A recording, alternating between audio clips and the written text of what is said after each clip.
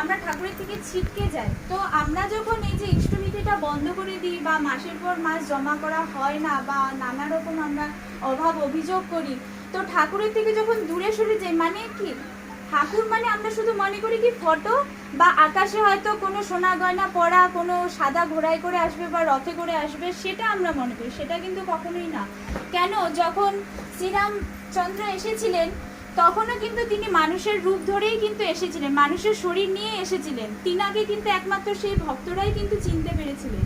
তারপরে শ্রী চৈতন্য মহাপ্রভু যখন এসেছিলেন তখনও তিনি কিন্তু মানুষের রূপ ধরে এসেছিলেন। তিনি কিন্তু কোনো আকাশ থেকে ওই সাদা ঘোড়ায় বা রথে করে চেপে কিন্তু তিনি আসেননি।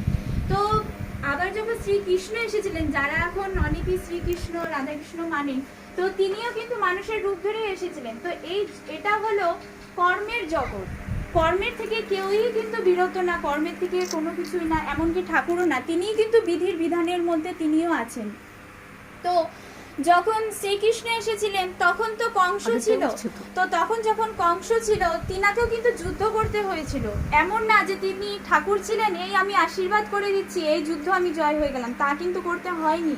সেই যুদ্ধটা কিন্তু তিনাকে করতে হয়েছিল, তাই তো। তো সেটা হলো কর্মের জগৎ। তো শ্রী রামচন্দ্র যখন বউ মানে সীতা মাকে যখন রাবণ যখন হরণ করে নিয়ে গেছিলেন, তখন কিন্তু তিনি আশীর্বাদ দিয়ে দেননি যে আমি আশীর্বাদ করে দিলাম, সীতা মা চলে আসলো, আমি যুদ্ধে জয়ী হয়ে গেলাম, সেটাও কিন্তু হয়নি। তিনাকেও কর্ম করতে হয়েছিল। কর্মটা কি, তিনাকে যুদ্ধ করতে হয়েছিল, তাই তো। তো সেই যুদ্ধটা যখন কর্মটা করতে হয়েছিল, সুতরাং এটাও কিন্তু আমাদেরকে কর্ম করতে হবে। কর্মটা কি, আমাদের ঠাকুরের জন্য কিছু করা। ঠাকুরের জন্য কিছু করা মানে ঠাকুরকে দিচ্ছি, ঠাকুরের যায় আসবে না, কারণ তিনি তো পরম মঙ্গল আমাদের অধিকারী। তিনি আমাদের মঙ্গলের জন্য বসেছে, আমরা তিনার কি মঙ্গল করব। আমরা দুটো ফল বাতাসা বা অর্ঘ্য দিয়ে মনে করি আমরা হয়তো সেই মঙ্গল করলাম, ঠাকুরকে খুব ভালো, সেটা কিন্তু কখনোই না। তিনি আমাদের মঙ্গলের জন্য বসে আছেন। তো আমাদের মঙ্গলটা যদি বুঝতে হয় তাহলে ঠাকুরকে আমাদের শক্ত করে ধরতে হবে। জীবন চলনের পথে অনেক বাধা আসবে। যেরকম আমরা যখন রাস্তাঘাটে যখন হাঁটি, রাস্তাটা কিন্তু একদম সমান থাকে না, কোথাও উঁচু থাকে, কোথাও নিচু থাকে, কোথাও বাম্পার থাকে। আমরা যদি দেখে চলি সেখানে আমরা হোঁচট খাই না।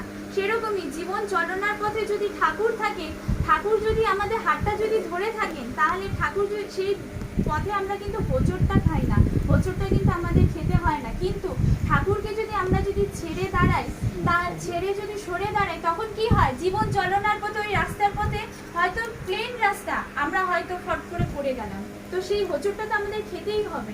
কারণ কেন, আমাদের যে ইষ্টকে ধরা নাই, আমাদের যে মঙ্গলের যে আমরা সেই আয়ত্তের মধ্যে নেই, তো আমাদেরকে বাঁচাবে কে? কে বাঁচাবে আমাদেরকে?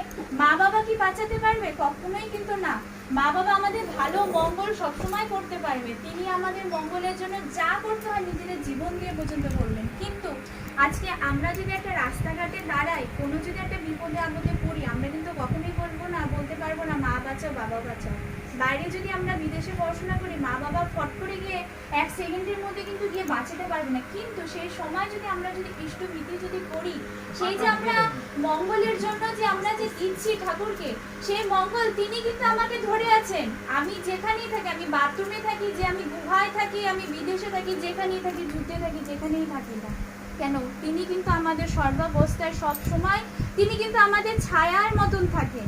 সেই সময়টাতে আমরা যদি ঠাকুরের যদি একবারও যদি আমরা যদি ঠাকুরকে মন থেকে ভালোবেসে থাকি, তিনি কিন্তু সেই আমাদের বিপদ থেকে একটু হলেও কিন্তু আমরা অনেকটাই রক্ষা পাবো। এবং একটা মানুষ যদি সঠিক হয়, একটা মানুষ যদি সঠিকভাবে চলে, সেই চলন